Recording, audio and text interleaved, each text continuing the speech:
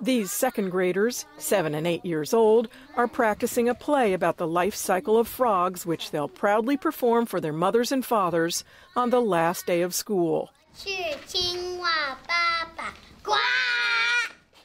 Some parents may need help understanding what the play is about. 10% of the children enrolled in Star King Elementary School's Mandarin Immersion program are native Mandarin speakers. But most of the kids speak either English or Spanish at home. Here at school, it's Mandarin almost all day. The fastest way to learn it is to be in a place where that's all you hear, that's all you see, that's all you experience. So right now they're learning Mandarin in Mandarin. They're learning all core subjects in Mandarin except for English language arts. That includes mathematics. For teachers, it's important to try not to let the students hear them speak in English. When the students, they don't know how to express their question, they ask us the English. That's totally fine. So we answer them in Mandarin. Mei Feng grew up in China, where she taught English to Chinese students before coming to the U.S. She says the two countries have different classroom cultures. In China, the teacher expects the students to, sit up straight and be attentive all the time. But in America, we just find out that the students cannot be so attentive for a whole section, 40 minutes. That's impossible.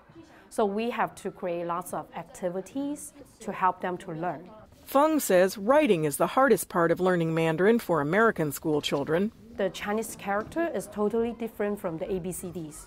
So they have to memorize the strokes, the order of the strokes, the radicals, everything. But the immersion students at Star King say they like the challenge. I think it's fun. We get to do fun Chinese homework. You get to write sentences in Chinese and stuff. Kids will be kids, and some delight in knowing a language their parents don't understand. It took us a while to figure out what the word for bottom was in Chinese, because we kept hearing it at the dinner table, and they'd be like, pigu, pigu, and I was suddenly like, okay, that's a word you can't say at the dinner table. But Elizabeth Weiss, who has 2 daughters studying Mandarin at Star King, says she chose this school for her children, and she's glad she did. The 21st century is going to be China's century, and I wanted them to, if they chose, to fully participate in that. And if they walk out of college when they're 22, fluent speakers of Mandarin, man, they can do anything they want.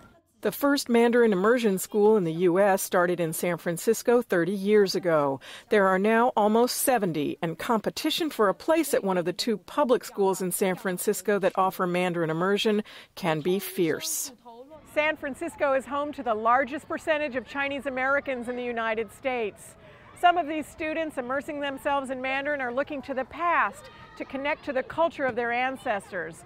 Others are looking to the future, when more and more of the world's business will be conducted in the Chinese language. Rachel Silverman, CCTV, San Francisco.